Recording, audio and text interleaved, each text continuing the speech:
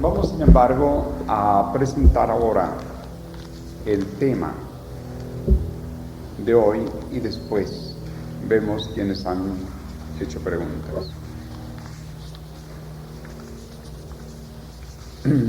Desde que el directorio de Investigencias, encabezado por nuestro querido hermano Feñán, el doctor psiquiatra José Gregorio García, nos comunicó del evento del tercer milenio y después del evento tan importante que organizó Investigencias sobre naturaleza, vida y futuro, junto en unión de Imparques. El tema del tercer milenio comenzó a inquietarnos de una manera especial.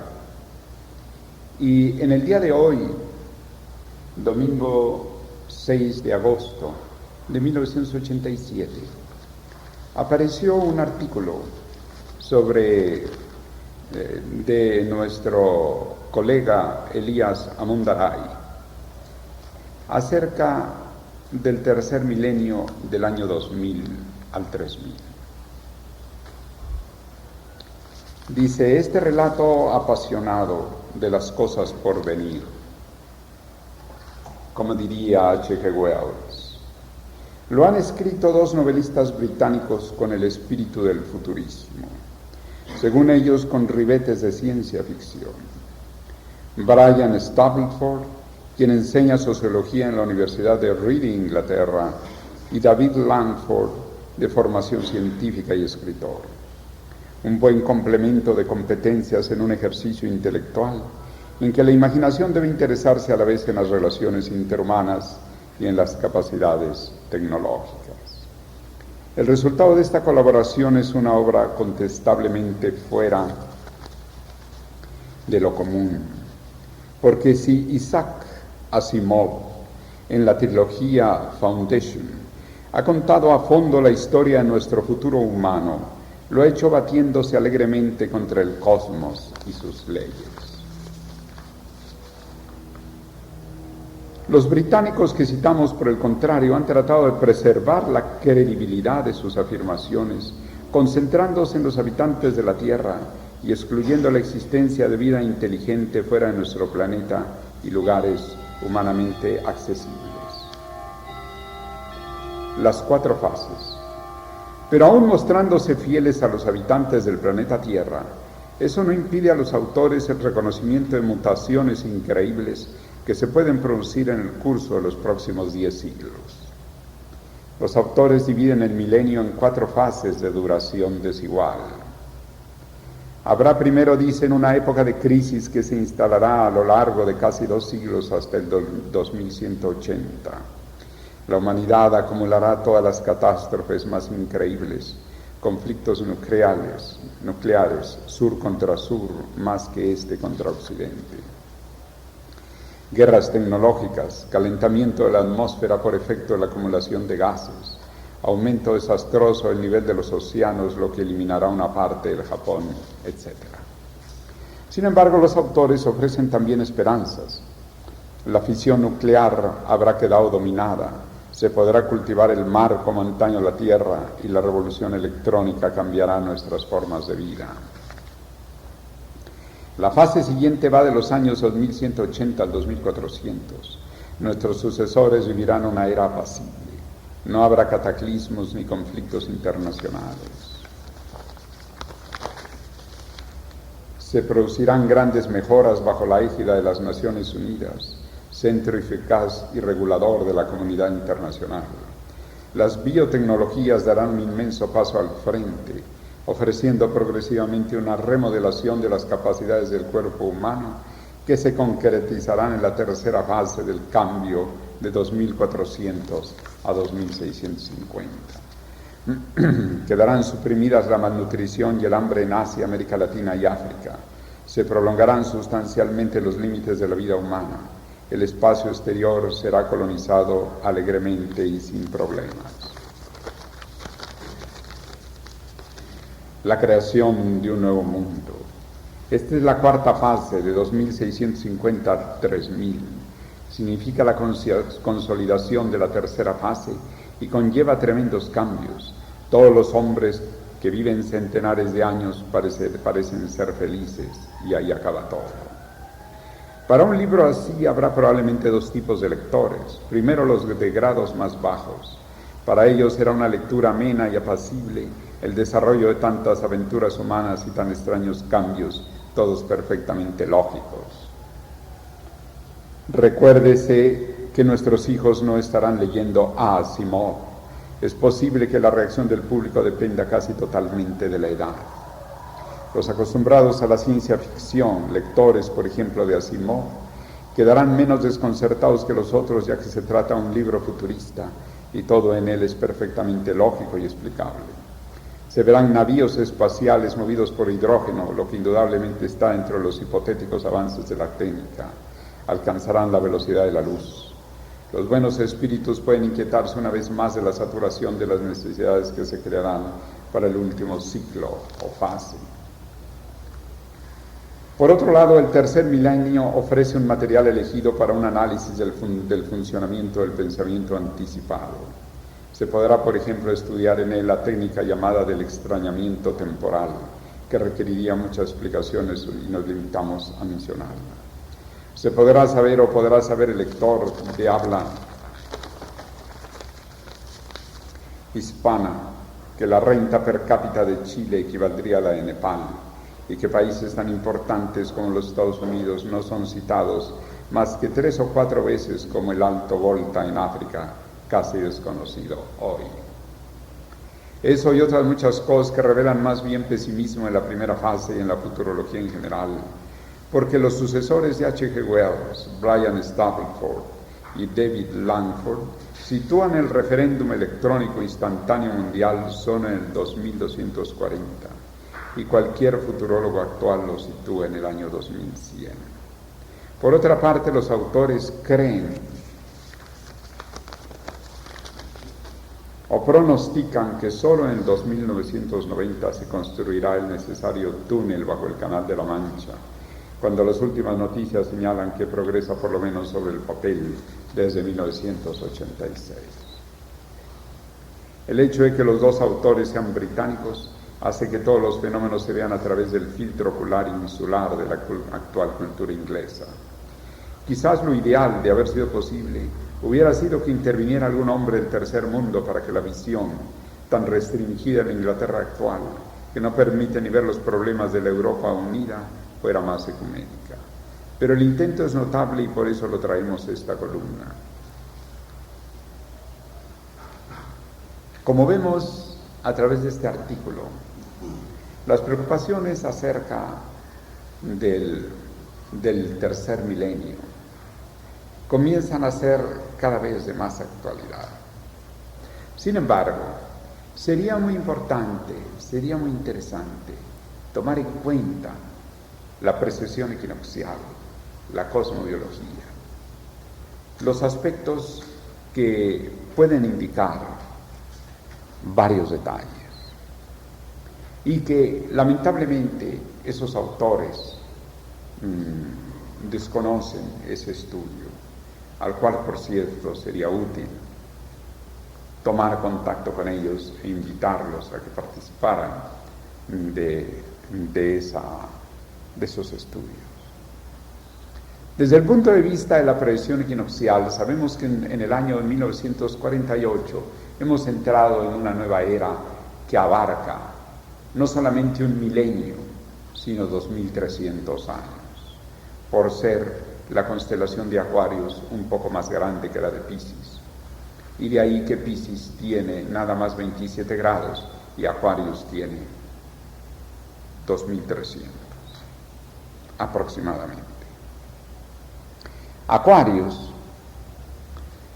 habiendo comenzado en 1948 y siendo ello un movimiento inexorable de la inclinación de la Tierra por la precesión equinoccial, un fenómeno astronómico que el hombre no puede modificar, un fenómeno astronómico del cual el hombre ni siquiera puede hacer variar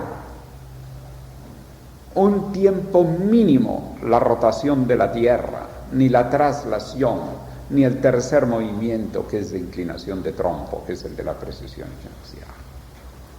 Por lo tanto, la entrada a la era Aquarius es un fenómeno cósmico inexorable. Pero al mismo tiempo que avanza, es tan lento su avance, que cuando salió de la era de Aries, el punto vernal, para entrar a la era de Piscis en tiempo de Jesús, 150 años se necesitaron para que fueran desapareciendo los instrumentos, los organismos, las costumbres, la psicología propia de la era anterior que había pasado. Por lo tanto, actualmente, dentro de nuestros 40 años dentro de la nueva era, estamos muy lejos de que se produzca una verdadera disminución de la predominancia del pensamiento de la era anterior. Va avanzando la era Aquarius con toda su tecnología, con todo lo que va avanzando, pero hay muchos aspectos que en primer lugar son herencia de una idiosincrasia, son herencia familiar, herencia de la idiosincrasia de los pueblos, de la región. Las leyes, la educación no van teniendo todavía la rapidez necesaria para que tengan una modalidad. El concepto de espiritualidad, todavía no predomina el concepto de espiritualidad propio de la era Aquarius, sino más bien se abona, se exalta los conceptos de espiritualidad de la era anterior. Y eso pasa en todas partes. Ni nuestra GPU está exenta de ello, porque no está fuera del cosmos. Entonces, ¿qué ocurre?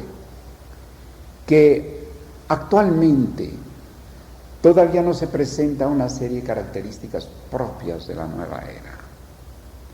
Comienzan a surgir las avanzadillas de la nueva era.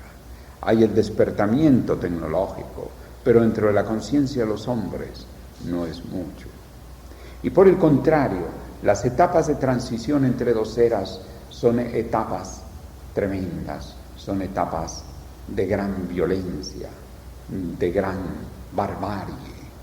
Y lo vemos en la barbarie de las guerras mundiales, la barbarie de las actuales guerras, la barbarie del terrorismo.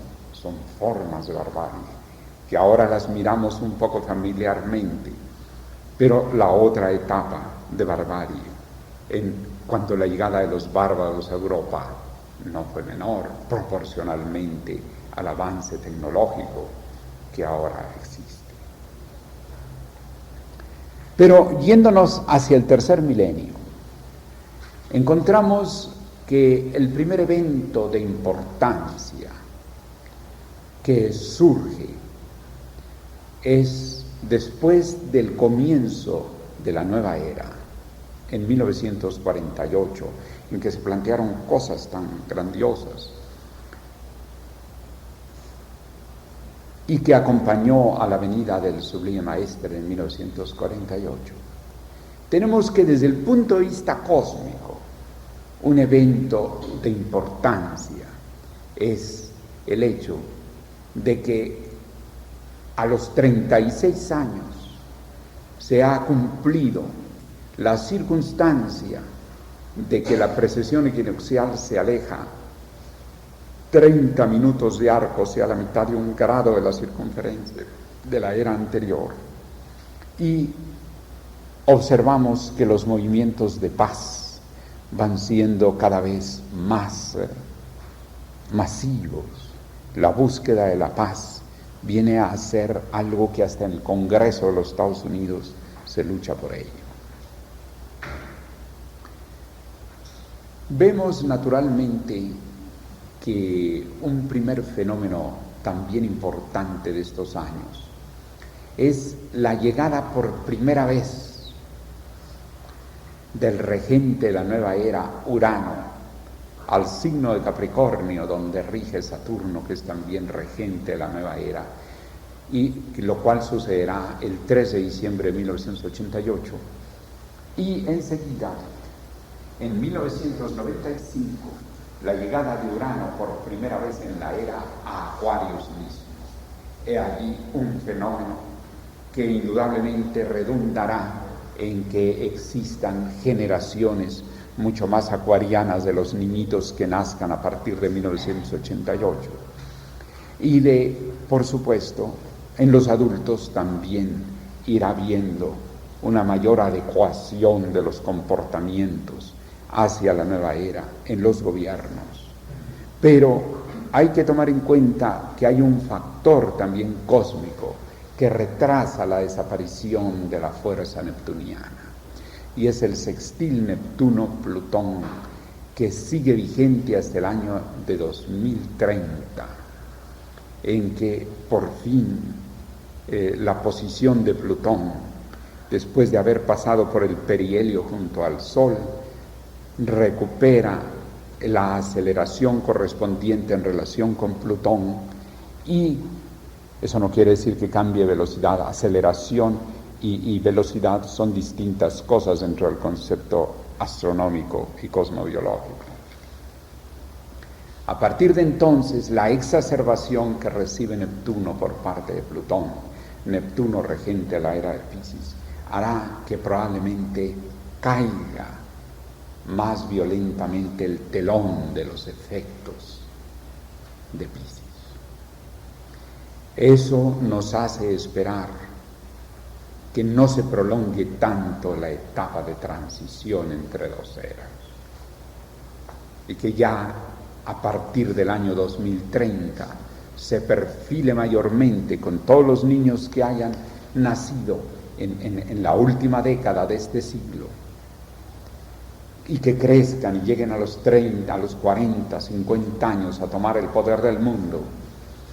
Entonces, todo ello conjuntamente con el término de la etapa de Plutón con Neptuno, exacerbando las condiciones del regente de la era que terminó, propiamente marcarán desde el punto de vista cósmico en el año 2030 el perfilamiento de la edad de oro. El perfilamiento de la edad de oro, los perfiles de la edad de oro comenzarán.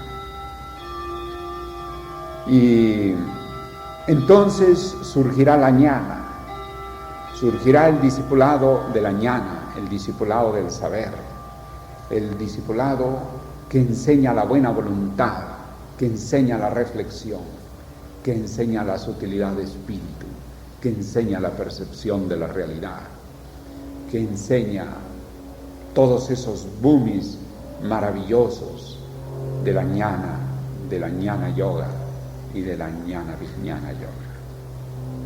Se extenderá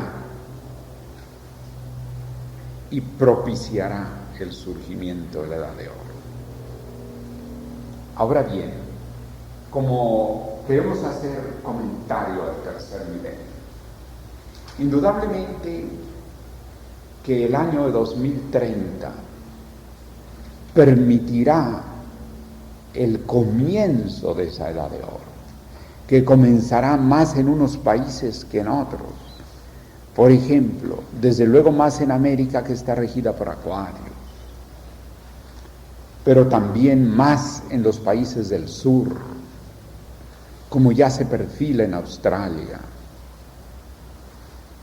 como se perfila en los mares del sur, donde hay tanto avance asombroso,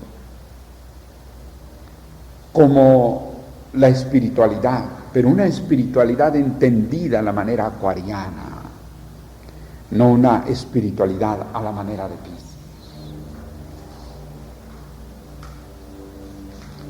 La espiritualidad a la manera acuariana es, en primer lugar, una espiritualidad en la sabiduría, no en la ignorancia, en el saber, no en el creer, en la percepción y no tanto en la sensibilidad. en el discernimiento, en el avance de la ciencia, de la filosofía, del arte, de la didáctica, con base en la investigación y no con base en la creencia infusa. El acercamiento entre los hombres, los movimientos de acercamiento en gran escala y no las grandes separaciones de sectas, de religiones, de grupos, sino más bien la unión, la convergencia. De ahí que en relación con la enseñanza del Sublime Maestre, todo deberá convertirse en movimientos de convergencia, comenzando por la GFU fundada por el Sublime Maestre, también la GFU fundada por el Gurú Estrada, lo que ha fundado José Rafael Estrada, los movimientos que pueden haberse fundado de aquí a entonces, basados en la enseñanza del Sublime Maestre, deberá todo ir hacia una convergencia y hacia un rescate de los valores de la nueva era, para que se unan todos, pero que se unan no nada más por un sentimiento, sino por una conciencia.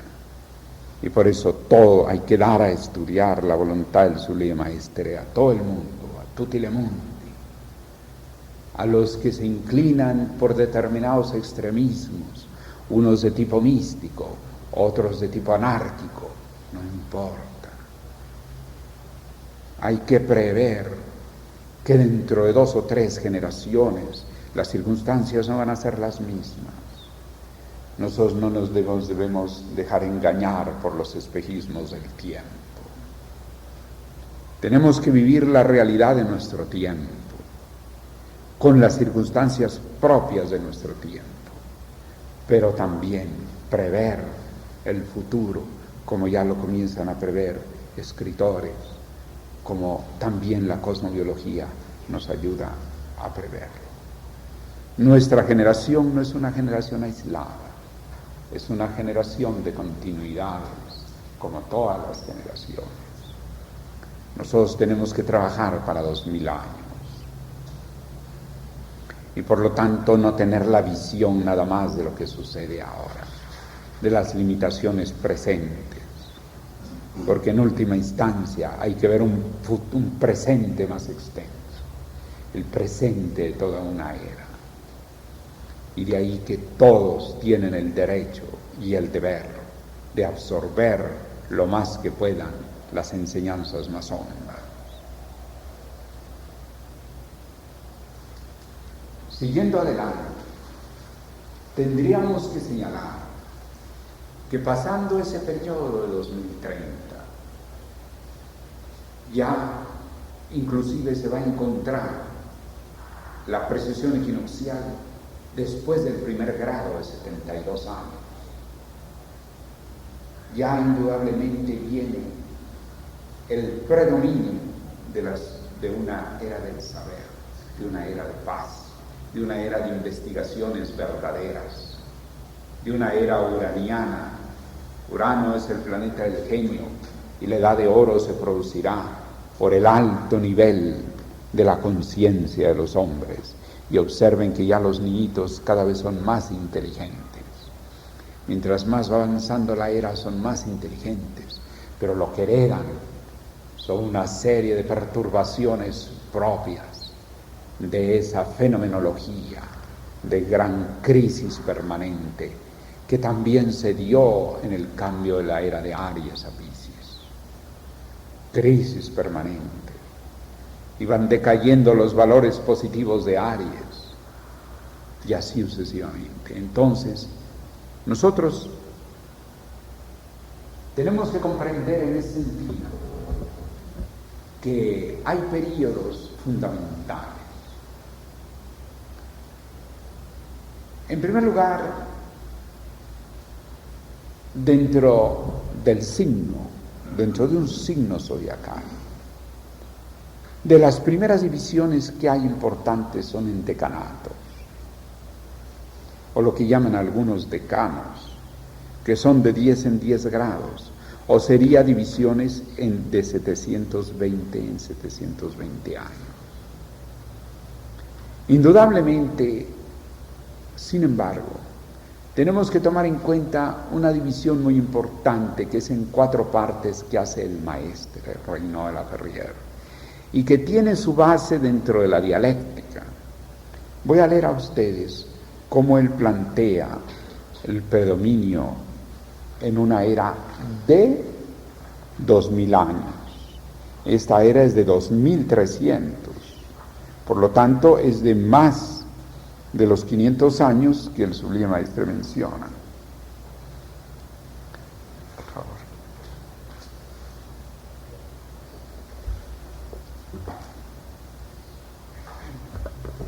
Me detiene el Julio.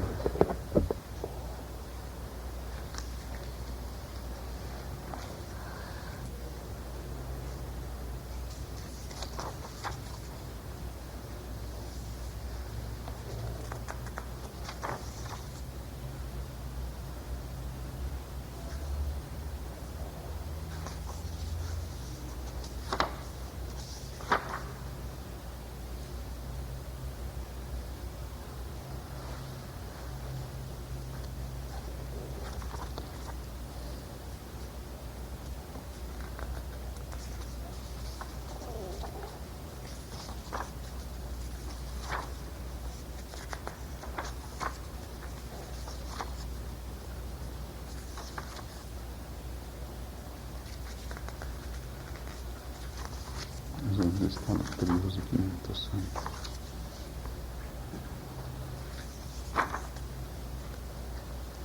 Cierra el año 95.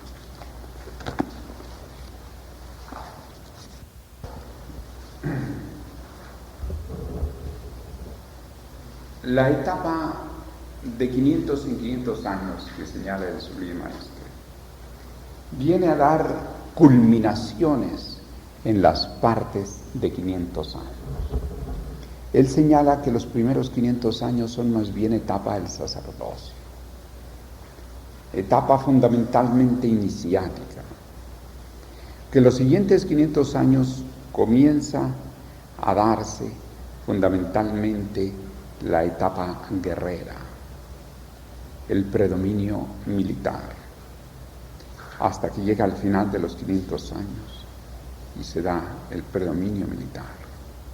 Después viene la época de los comerciantes, en que comienza a disminuir la actividad predominante militar y surge la época de los comerciantes, hasta que finalmente en los últimos 500 años se presenta poco a poco los movimientos que llevan a la culminación del proletariado, la culminación del proletariado al fin de las eras. Esto, claro, resulta muy diferente de una era tan positiva como Acuarios, donde se prevé una edad de oro y donde habrá esas tendencias, pero en un sentido, dentro de lo posible, mucho más constructivo. De tal manera que dentro de los primeros 500 años, o sea, volviendo al tercer milenio, tendríamos que, de acuerdo a lo que señala el Sublime Maestre en las eras, los primeros 500 años sería el predominio teocrático, el predominio iniciático, el predominio de los colegios iniciáticos, el predominio de la sabiduría, fundamentalmente, para después entrar a una etapa en que indudablemente se irán implantando en función de la edad de oro el contrarrestar corrientes que seguramente pueden surgir negativas, para después venir la etapa del comercio, de los traslados y de los aspectos que corresponden a ese predominio, y finalmente la etapa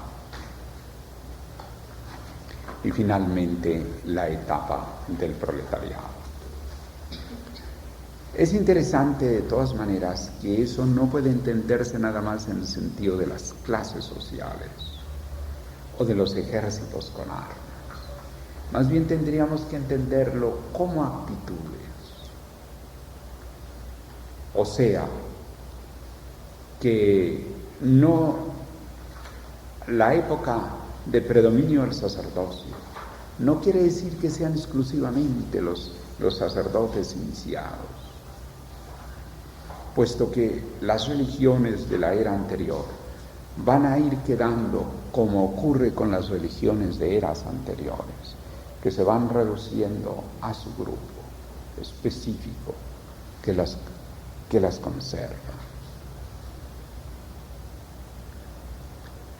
De todas maneras, el estudio cosmobiológico es fundamental en lo que se refiere para el estudio del milenio. Por ejemplo, los pasos de Plutón son más lentos, tardan 248 años el dar la vuelta. Esa vuelta de Plutón cada 248 años implica que todas las generaciones nada más pasa una vez Plutón por sus respectivos signos, tanto en su mapa natal como en lo que se refiere al conjunto social. Por ejemplo, los que nacimos en la década de los 20, entonces Plutón estaba en Cáncer, actualmente está apenas en Escorpio.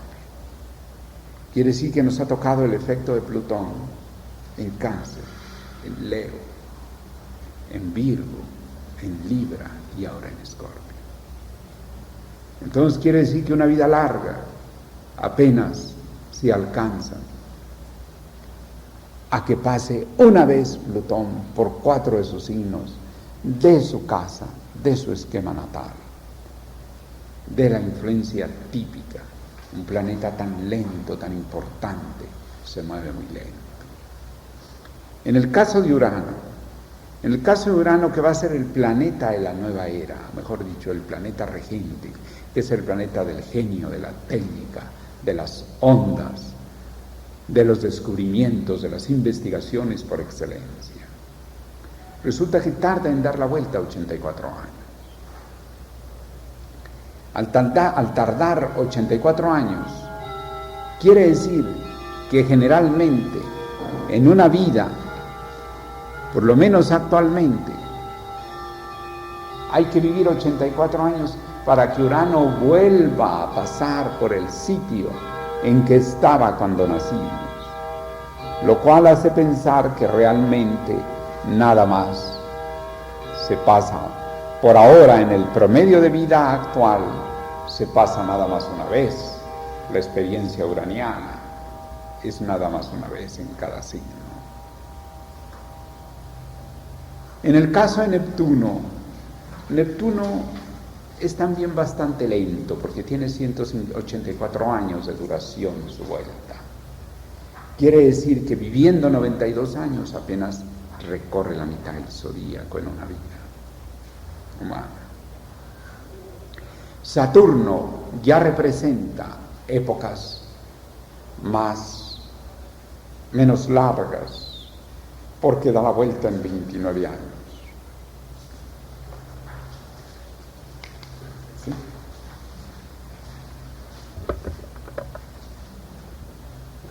No. ¿Lo encontró? Muchas gracias. Agradezco mucho.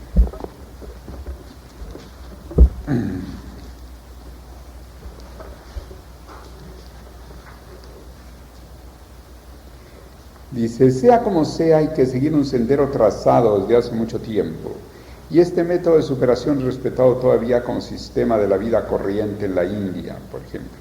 Claro está que de una manera muy imperfecta, pero por lo menos considerado como un sistema evolutivo de base, reconocido en el sistema de castas y como un proceso normal de toda evolución.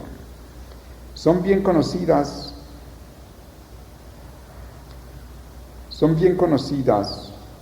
las 4 castas de la India, los Sudras. Eso está en la página 305.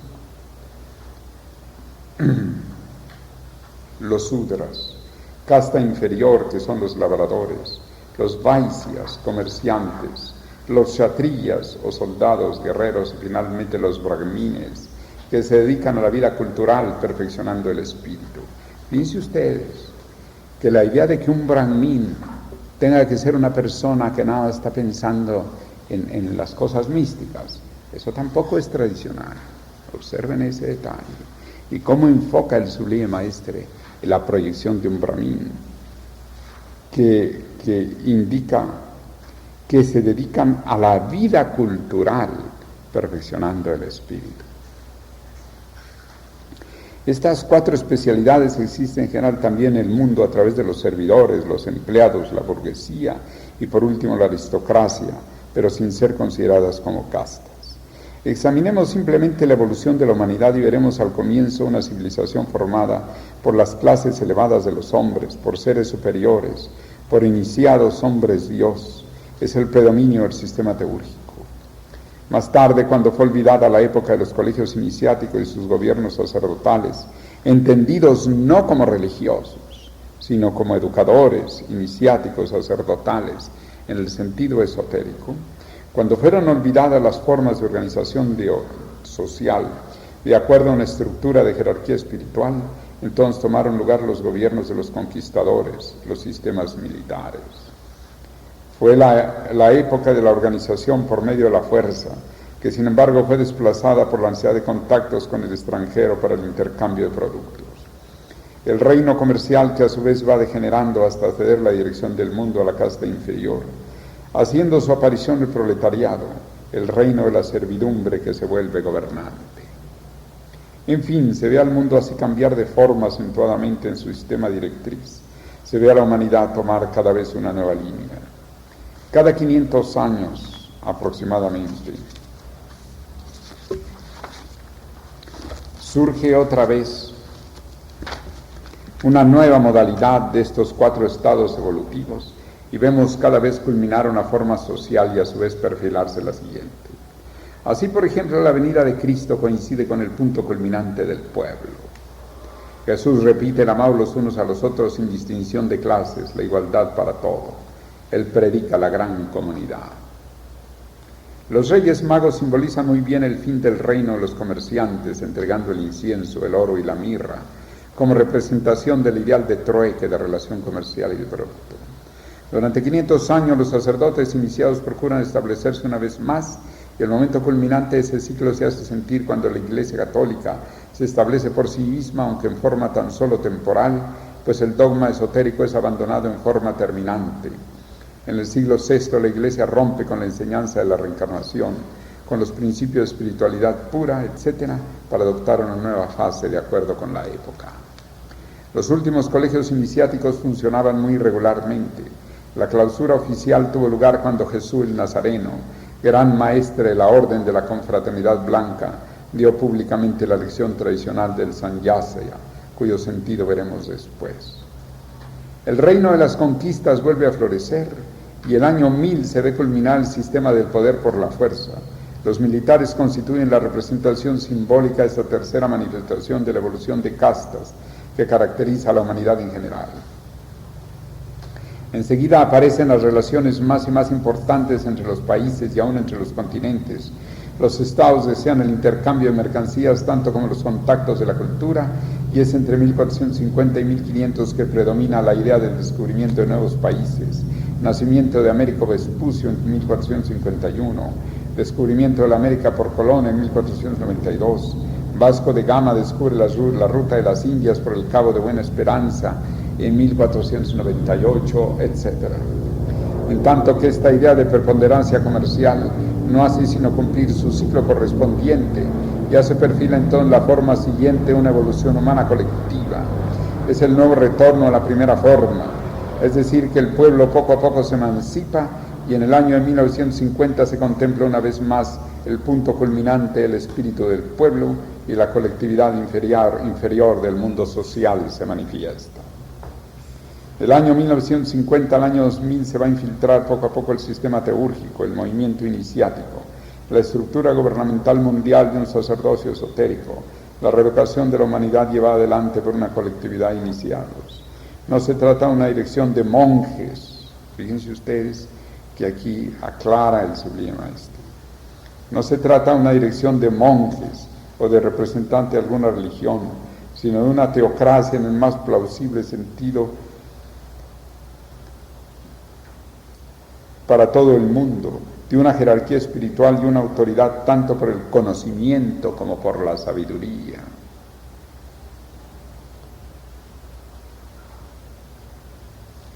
Un reino de realización para cada quien.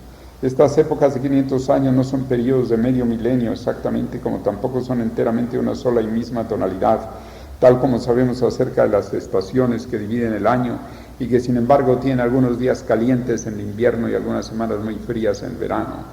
Pero de todas maneras quedan bien delimitadas e igualmente se presenta el hecho de esos 4 estados sucesivos en la historia de la humanidad, tal como si los brahmines, los kshatriyas, los vaisyas y los sudras si hubieran sucedido cada uno en su turno durante 500 años para llevar la dirección mundial, así los sacerdotes, los guerreros, los comerciantes y los servidores de nuestro mundo han dirigido sucesivamente, a su vez, el movimiento en general de una gran parte de la civilización.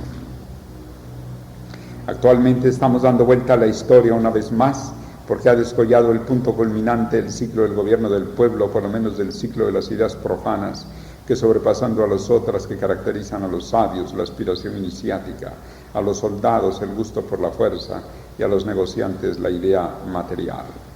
Vemos en efecto perfilarse una vez más el reino de la iniciación como hace 2000 años, pero los elementos de esta sabiduría antigua se presentan apegándose todavía a los últimos vestigios de un proletariado refinado.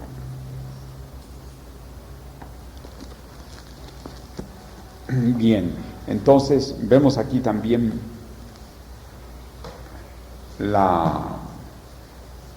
una visión futurológica, ¿no? Ya que estamos apreciando características propias del tercer milenio. Aun cuando el Sublime Maestre señala aquí que no se trata exactamente de milenios, sino más bien del conjunto de una era, abarcando 2160 años tiempo promedio, y que en Aquarius es más de 2160 años. Por lo tanto, con esta visión queda para ustedes de una manera más clara la visión del tercer milenio del que tanto se menciona. Bien, entonces vamos a dar por terminada la enseñanza de la mañana, pero como prometimos la vez pasada, quienes traigan preguntas de la enseñanza anterior, las vamos a contestar con todo gusto, pero también quienes quieran traer preguntas de esta enseñanza, muy bien. ¿Quiere levantar la mano quienes hayan traído alguna pregunta? Bien, escrita. Bien, entonces, que por favor la hermana Gacta, Dora Castelblanco de este lado, recoja las preguntas.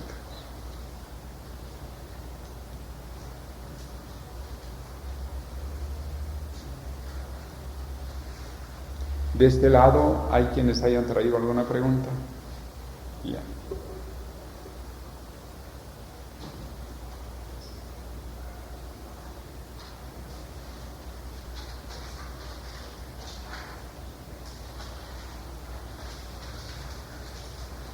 Gracias.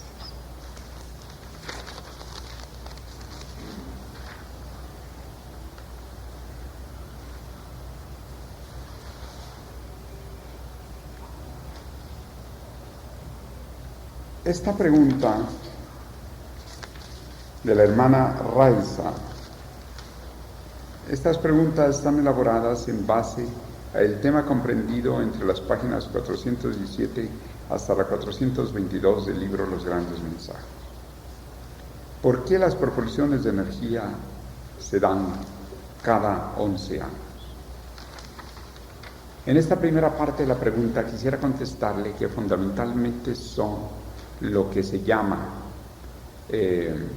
los estallidos solares, los ciclos solares que corresponden a formas de tempestades solares, de viento solar. Últimamente se han hecho descubrimientos acerca del viento solar de una manera muy especial. Resulta que es todo un viento que nosotros no habíamos reconocido como tal, porque tenemos otra idea del viento. Pero sí ocurre y atraviesa la materia interestelar. Siempre lo hemos interpretado como rayos solares que llegan, pero también es importante tener el concepto de ese viento solar. Bien, las explosiones solares, como le llaman algunos, son en periodos anunciados, y también se considera la mitad de ese tiempo, 5 años y medio. En la Academia de Ciencias de la URSS se ha observado que cada 11 años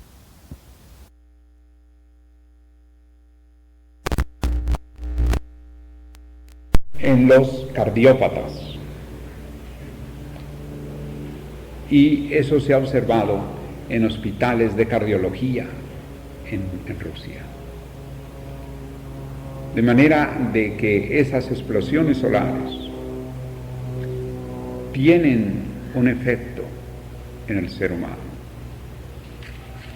Y por supuesto, son propulsiones de energía.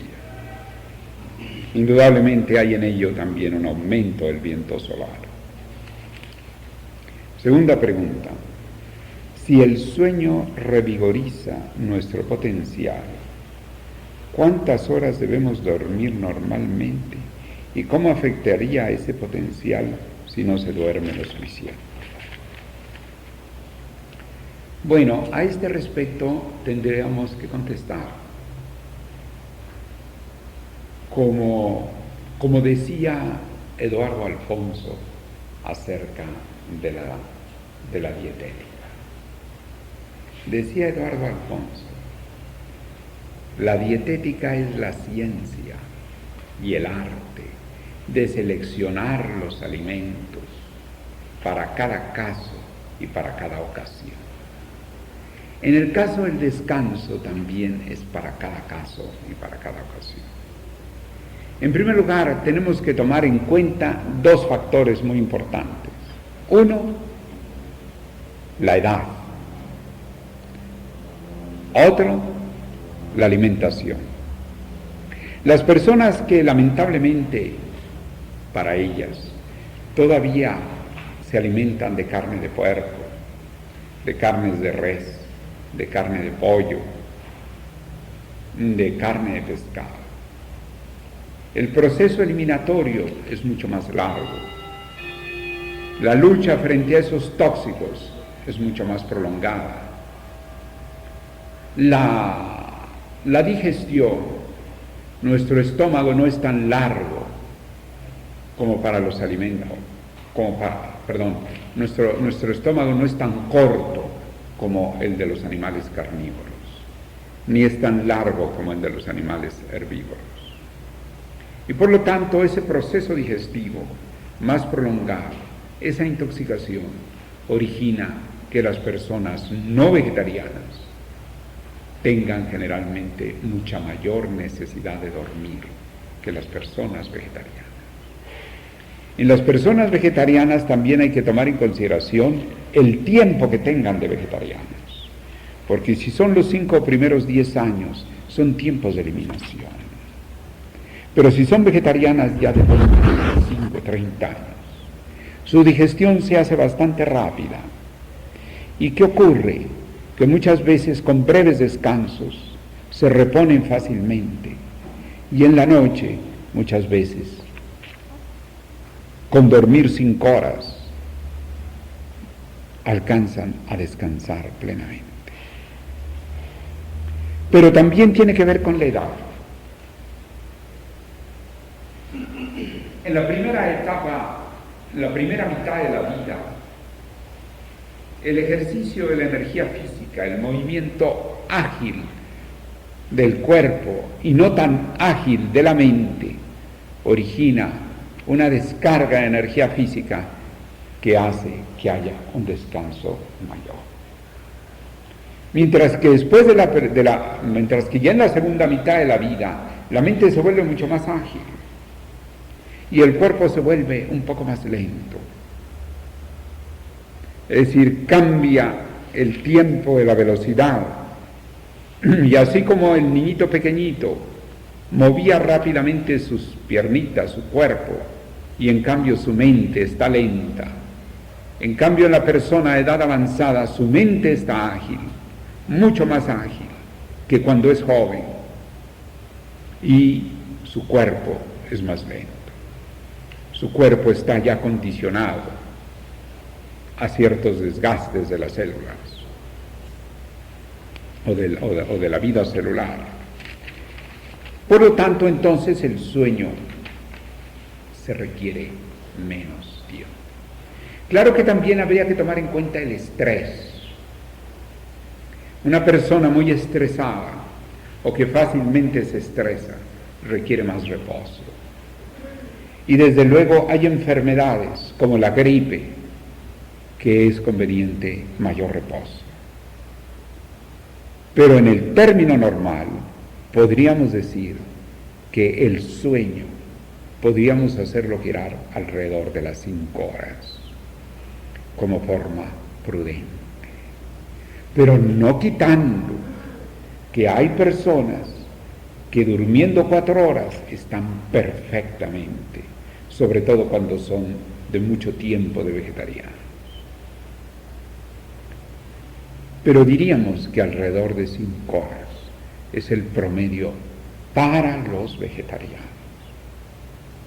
En cambio, hay carnívoros, pobrecitos, que tienen que acostarse a las 11 de la noche o 10:30, y a las 8 de la mañana están levantando con los ojos hinchados por causa de los riñones, y bueno, con ese alimento matador, todo un vaigón. Entonces, hay que tomar en cuenta, claro, esas condiciones. Y nunca es tarde para hacerse vegetariano. ¿Por qué la génesis de un ciclo cósmico es lo más difícil de concebir? Tú sabes que en tu pregunta está como la respuesta.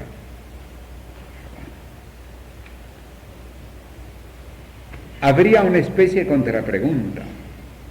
¿No te parece difícil concebir? ¿Te parece fácil concebirlo? No, ¿verdad?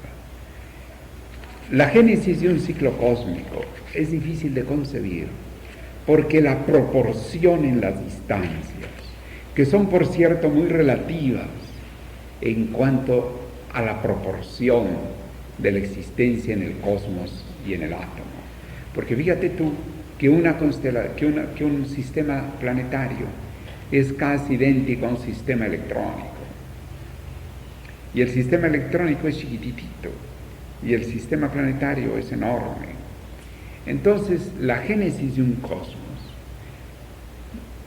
tiene que pensarse no solamente en dimensión de sistema solar, no solamente en dimensión de galaxias, simplemente la idea de nuestra galaxia, en la cual nuestro sistema solar, que tiene por cierto un sol enanito, y si nosotros estamos muy orgullosos de nuestro sol, pero lamentablemente en la comparación con otros soles, nuestro sol es bastante modesto, lo siento mucho.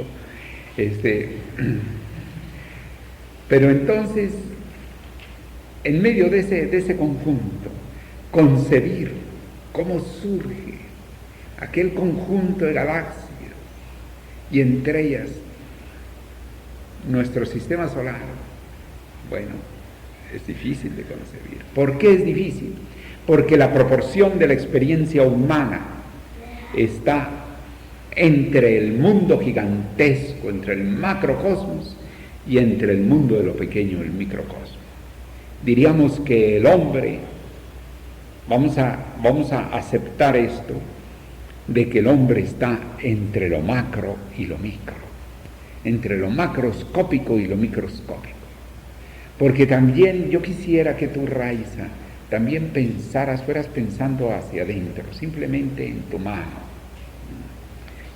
con todos los conjuntos que hacen que la mano sea casi un cerebro, ¿no? Es decir, es de los lugares más complicados anatómicamente que tenemos. Pero fíjate tú que las células tienen moléculas y cada molécula tiene átomos y cada átomo tiene el mundo electrónico Entonces, aquí, en la puntita del dedo meñique, existe un universo. Pero que es tan pequeñito que necesitarías retratarte que en un microscopio electrónico, que debe ser muy costosa la fotografía, para que vieras nada más en la piel el mundo gigantesco que hay allí, pero micro. Entonces el hombre está entre ese macro y ese micro.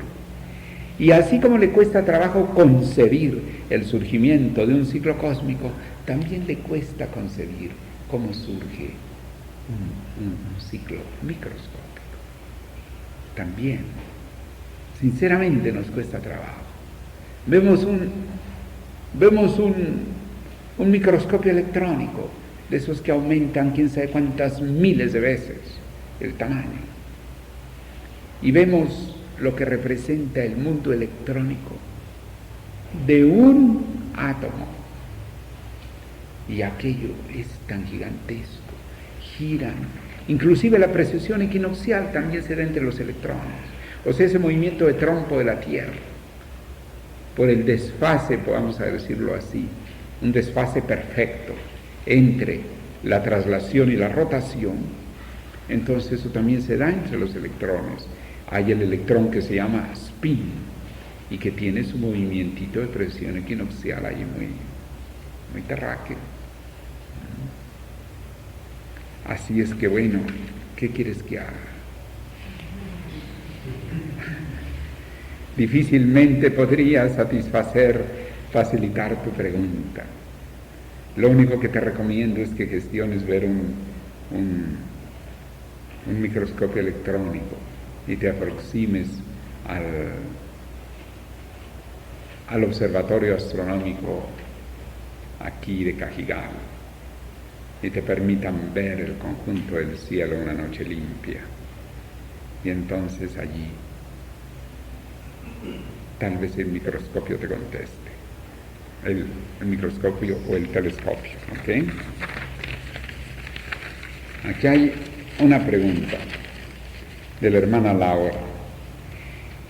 Dentro del tema sugerido estudio dejado el domingo, páginas 417-422, ha llamado bastante mi atención el párrafo 2 de la página 422, cuyo texto es: la humanidad tiende pues a alcanzar el plano del cual ha salido, y para esto, partiendo nuevamente del principio mental, el mental superior esta vez, debe ascender al principio efectivo y finalmente al espiritual. Agradezco explicación al respecto. Muy bien. Es un principio de reintegración. Un principio de reintegración al absoluto. Del absoluto, claro, no tenemos la idea de una manifestación,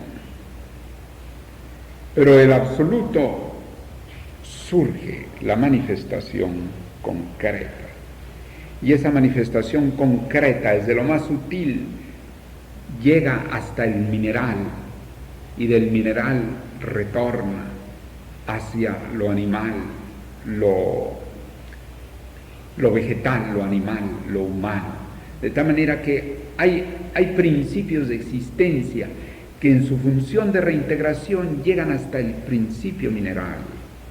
Entonces en el hombre también hay principio mineral. En el hombre también hay cierto principio vegetal. Los cabellos nos quedan todavía. No deja de ser una forma vegetal.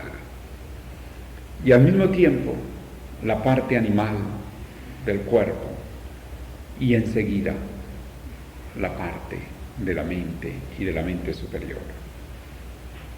Tomando en cuenta ese principio que permite que ya específicamente en el reino vegetal, por ejemplo, un árbol eucalipto, ¿no?, con toda su inmensidad, esos eucaliptos que han traído de Australia y que ustedes han visto cómo se dan no muy lejos en el Ávila. Ciertas partes del Ávila tienen unos eucaliptos gigantescos que sobrepasan los 10 o 20 metros. Y sin embargo, todo aquello en un momento dado se condensa en una semilla de este tamaño. Allí está todo el árbol, con sus elementos básicos, para que cuando se siembre, crezca en su inmensidad. En la semilla está el árbol, en el árbol está la semilla. Poder de condensación, poder de desarrollo.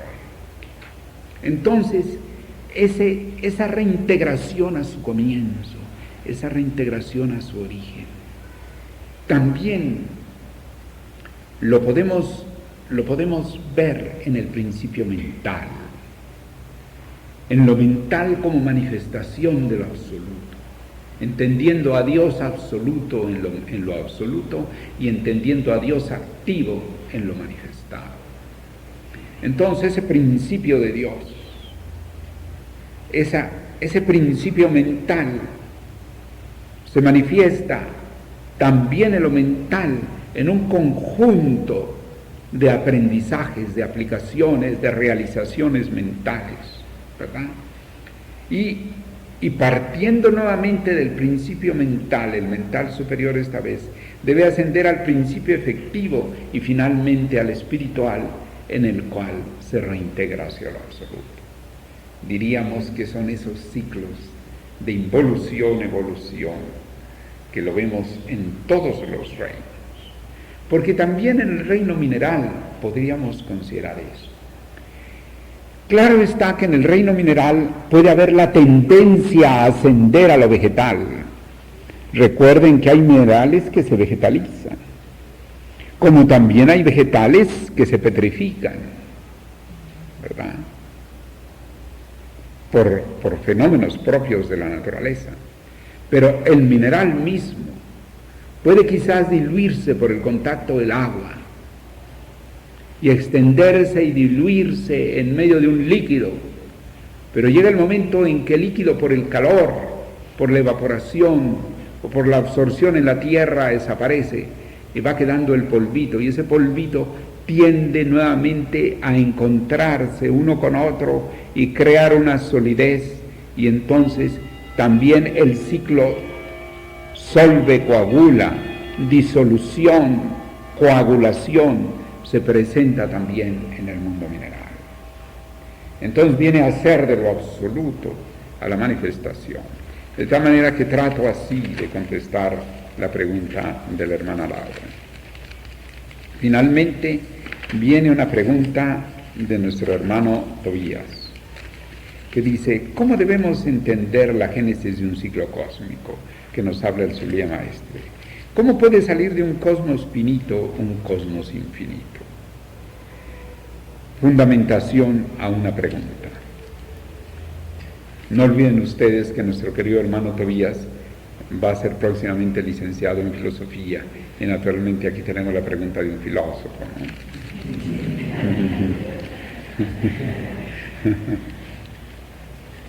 En el párrafo quinto de la página 418, en los grandes mensajes, cuando él nos habla de un despertar a la actividad, enseguida menciona al conocimiento, como si en su proposición diera una preeminencia al conocimiento.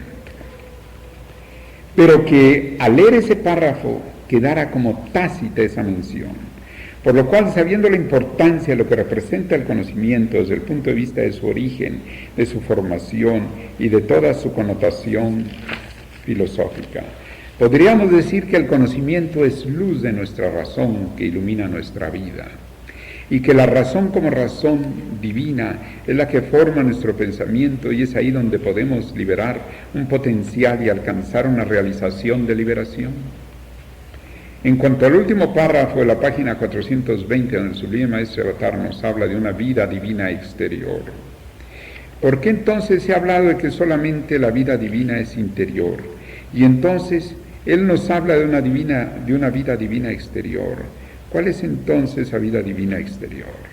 Bien, yo quisiera decirle a nuestro querido Getúlio Tobías que en primer lugar toda la primera parte él mismo la ha contestado, ¿no es cierto? Porque al dar la fundamentación de la pregunta ya dio la respuesta, ¿verdad? Es la ventaja de fundamentar una pregunta. Ojalá que todas las preguntas que nos hicieran fueran fundamentadas y ya no tendríamos que contestar casi nada. Pero en la otra parte es muy importante, la vida divina exterior. Claro. ¿Dónde termina Dios? ¿Dónde termina lo divino? Díganme de dónde. Una frontera de lo divino. Puede haber planos superiores, pueden llamárseles inferiores, puede ser el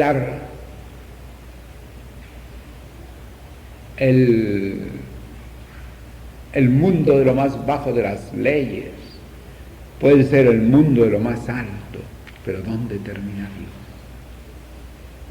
De tal manera que hablar nada más de que en la vida interior es donde tenemos la divinidad, es algo así como amputar la divinidad. La divinidad también está en lo exterior. Pero claro que se necesita tener una conciencia profunda, una vida conciencia inclusa, que incluya la realización de lo divino que se presenta a nuestro alrededor, hasta que llegue el momento en que podamos ver a Dios en un charquito.